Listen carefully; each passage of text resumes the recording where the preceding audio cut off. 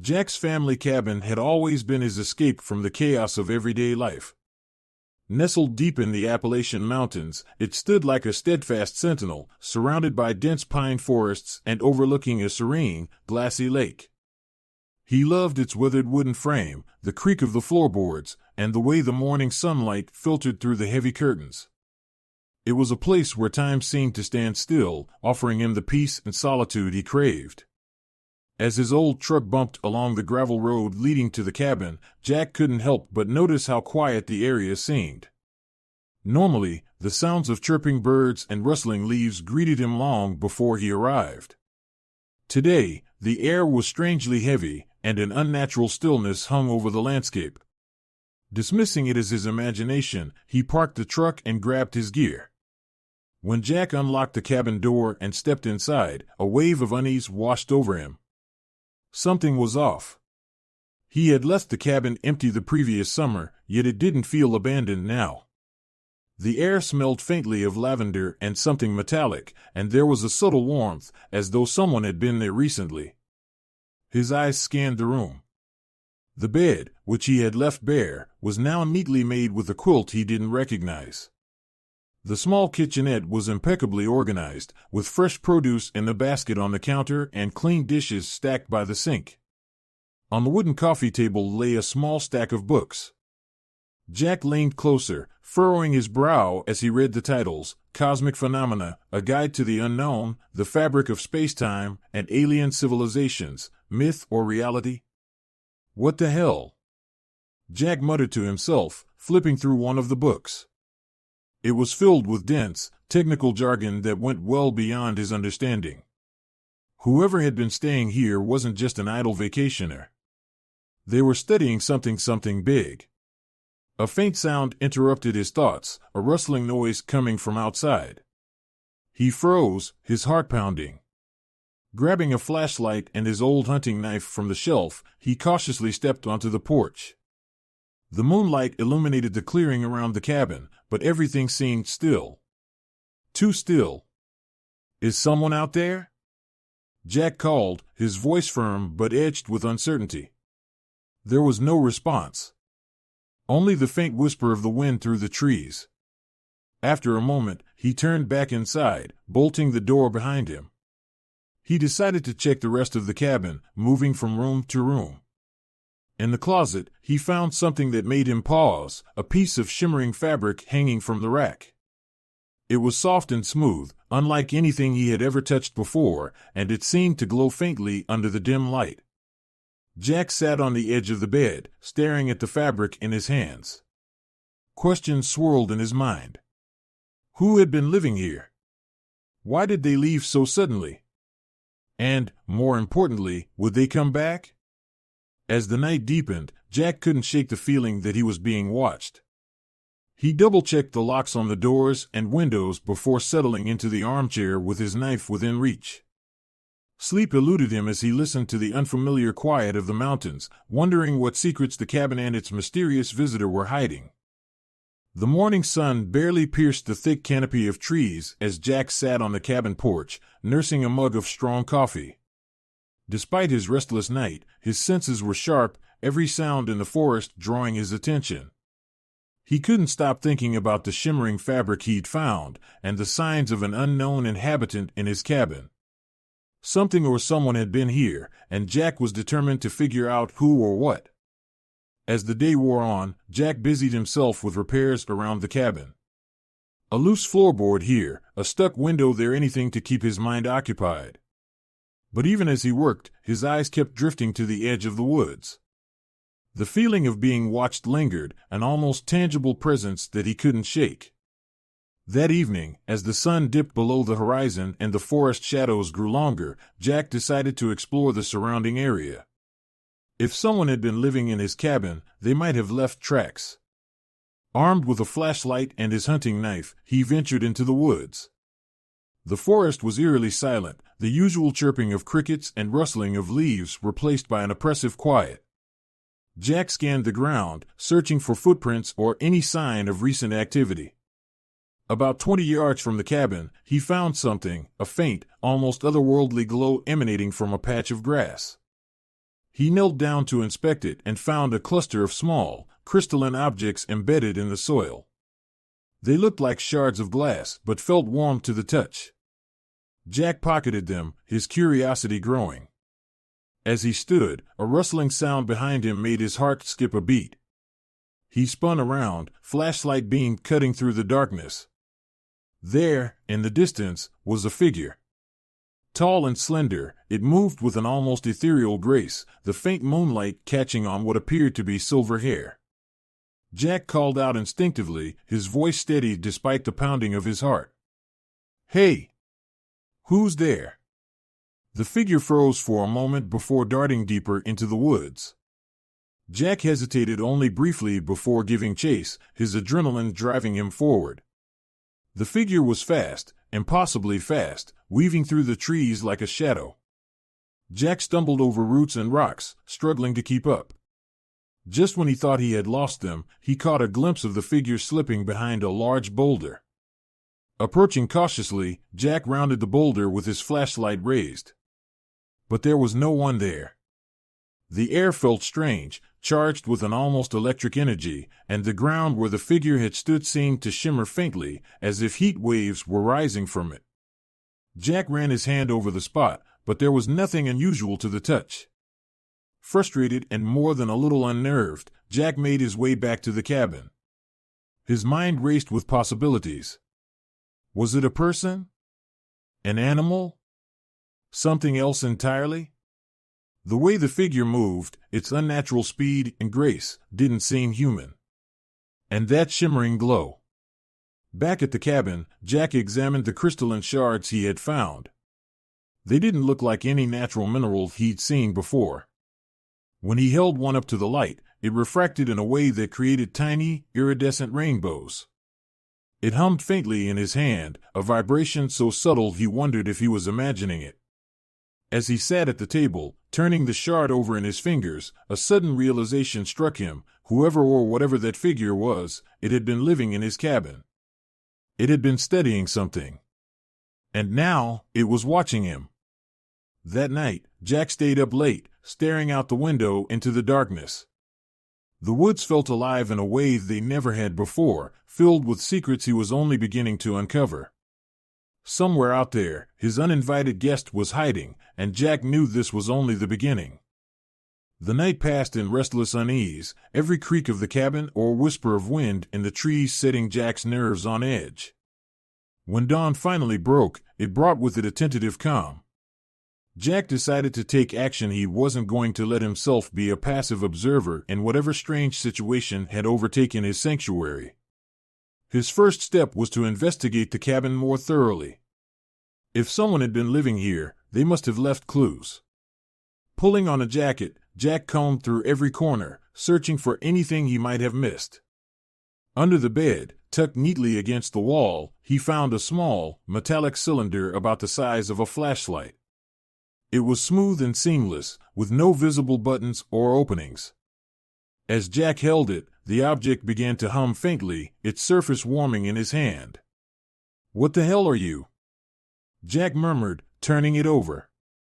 When he shook it lightly, a faint projection flickered above the cylinder, a three-dimensional star chart that glowed with soft, blue light. Jack gasped, nearly dropping the device. The stars shifted and rotated, zooming in on a single point A system with 2 suns and a cluster of planets. He didn't recognize it, and he doubted anyone on Earth would. The projection vanished as quickly as it had appeared. Jack sat there, staring at the cylinder, his mind racing. This wasn't something left behind by a curious camper or even a reclusive scientist. This was alien. Jack's heart thudded in his chest as he tried to process the implications. He hadn't just stumbled upon an unusual trespasser, he'd walked into the middle of something far bigger than himself. That evening, determined to confront whoever or whatever had been hiding in the woods, Jack set up a makeshift surveillance system using old hunting cameras and tripwires he had stored in the cabin. He positioned them strategically around the perimeter, hoping to capture any movement. As night fell, Jack settled into the armchair by the window, knife and flashlight within reach. Hours passed, the darkness deep and impenetrable. The quiet was unnerving, every rustle of leaves or distant animal cry causing his muscles to tense. Then, just after midnight, one of the cameras emitted a faint click motion alert. Jack sprang to his feet, grabbing the flashlight. He flipped through the camera feeds on his old laptop, and there it was, the same figure from before, moving cautiously along the tree line. The image was grainy but unmistakable. It was tall and humanoid, with silver hair that shimmered faintly even in the low light. Its movements were deliberate, as if it were searching for something. Jack didn't hesitate.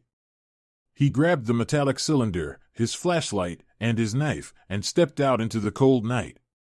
His boots crunched on the gravel path as he approached the edge of the woods. The figure was there, barely visible in the moonlight. This time, Jack didn't call out. Instead, he moved closer, keeping his steps quiet. The figure turned suddenly, its eyes locking onto Jack. They glowed faintly, like twin stars, and in that moment, Jack saw its face clearly. It was a woman, or at least, it resembled one.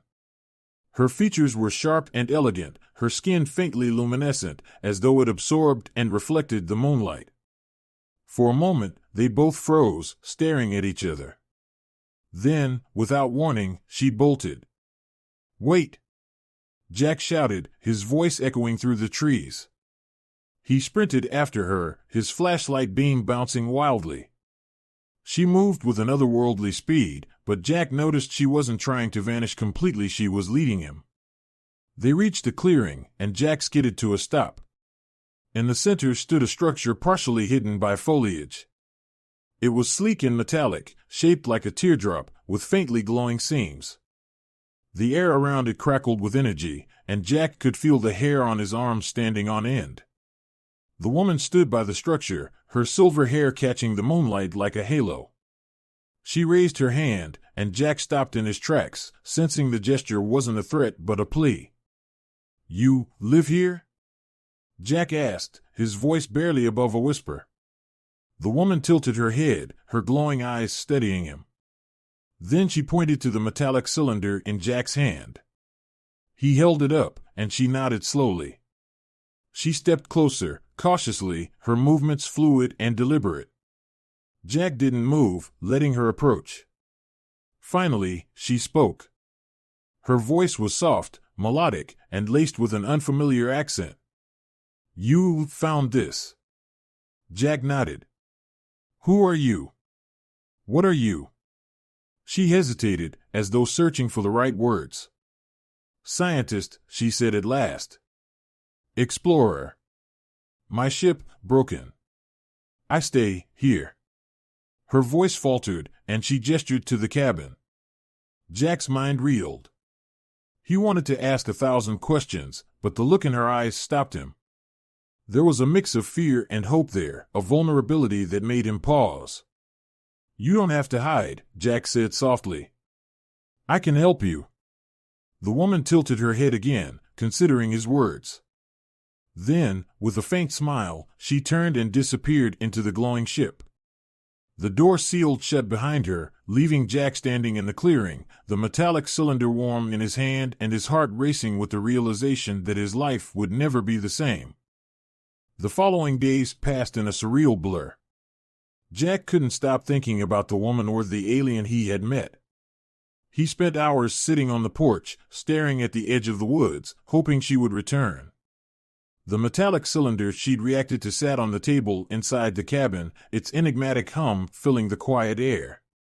It was a reminder that something extraordinary had happened, though Jack still struggled to comprehend the full scope of it. On the third evening after their encounter, as the sun dipped below the mountains, Jack heard a soft knock on the cabin door. His heart leapt. Grabbing the cylinder, he opened the door to find her standing there, her silver hair shimmering in the fading light. She had changed her appearance slightly, draping herself in an oversized jacket Jack recognized from the cabin closet. It hung awkwardly on her slender frame, but the effort to blend in was clear. "You came back," Jack said, his voice a mixture of relief and curiosity. She nodded, stepping cautiously inside. Her glowing eyes scanned the room, lingering on the cylinder in his hand. "You help?" she asked, her voice soft but filled with hope. Jack gestured to the table, where he had laid out every tool and piece of equipment he thought might be useful. "I'll try. But you'll have to explain what you need." She moved to the table, her long fingers brushing over the tools. Slowly, she picked up a soldering iron, then a coil of copper wire, arranging them alongside the cylinder. She tapped the cylinder, and once again the star chart projected into the air. This time, she manipulated it, zooming in on a specific planet. "My home," she said simply. Her expression was tinged with longing. Then she gestured to the cylinder and added, "This is key." Jack nodded, beginning to understand. The cylinder wasn't just some trinket, it was an integral part of her ship, perhaps even the source of its power. "Your ship needs this to work," he said, piecing it together. "But it's broken?" She nodded, her brow furrowing. "Damaged and landing. I study. Earth. Safe place, your cabin. Hiding." Jack felt a pang of guilt. She had been using the cabin as a refuge, and he had disrupted her. "Okay," he said. "Let's fix it." The next few days were a whirlwind of makeshift engineering. Though her understanding of human tools was limited, the woman's knowledge of advanced technology was astounding. She guided Jack's hands, showing him how to dismantle the cylinder, repair its delicate inner mechanisms, and reassemble it. Despite the language barrier, they communicated through gestures and a growing mutual trust. In the quiet moments, they talked or tried to. Jack learned her name was Eileen, though she admitted the word was a rough approximation of her true name. She spoke of her home world, describing vast silver seas and twin suns that cast the sky in hues of gold and violet. Her people were explorers, seeking to understand the universe and its myriad forms of life. When her ship malfunctioned, she had been forced to land on Earth, choosing the remote mountains for their isolation. "Your world, beautiful," Eileen said one night as they sat on the porch, the repaired cylinder humming faintly between them. She looked out at the moonlit forest, her eyes reflecting the stars. "Quiet. Peaceful." Jack smiled. "It has its moments. I imagine your home must be even more incredible." She tilted her head, considering. "Different. But I like here. Safe." Jack didn't press her further. He could see the sadness in her expression, the weight of her isolation. She was far from home, a stranger in a strange land, and her longing was palpable. Finally, after days of work, the cylinder was ready. Eileen led Jack back to the clearing where her ship waited. It was smaller than he had expected, its sleek surface glimmering faintly under the moonlight. As they approached, the air around it seemed to hum, a subtle vibration that Jack could feel in his chest. Eileen pressed her hand to the ship's surface, and a door slid open with a soft hiss. Inside, the ship was filled with a dim, blue light, its interior lined with smooth, seamless panels. She gestured for Jack to follow her, and he stepped inside, marveling at the alien craftsmanship. At the center of the room was a console, and Eileen carefully placed the repaired cylinder into a slot. The ship hummed to life, the panels glowing brighter as symbols Jack couldn't decipher flickered across them. Eileen turned to him, her expression a mixture of gratitude and sadness. "You saved me," she said simply. Jack shook his head. "You saved yourself. I just helped a little." She reached out, placing a hand on his shoulder. "Kindness, rare. Thank you." Jack swallowed the lump in his throat. "Will you come back?" Eileen hesitated, then gave a small, sad smile. "Maybe. One day." The ship's interior began to shift, the hum growing louder. Eileen stepped back, her glowing eyes meeting his one last time. Then the door sealed, and Jack stepped back as the ship rose silently into the air. It hovered for a moment, then shot into the sky, disappearing in a flash of light. In the days that followed, Jack found himself returning to the clearing, staring at the empty space where the ship had been. The cabin felt quieter now, lonelier, but it also felt different. The knowledge that he had been part of something so extraordinary filled him with a strange sense of peace. He kept the cabin as it was, leaving behind the books and small trinkets Eileen had used.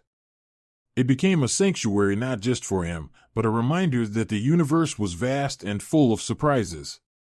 Every time he looked up at the stars, he wondered if Eileen was looking back, remembering him as fondly as he remembered her. And every now and then, in the stillness of the mountain nights, he thought he heard a faint hum, like the echo of a ship passing through the stars.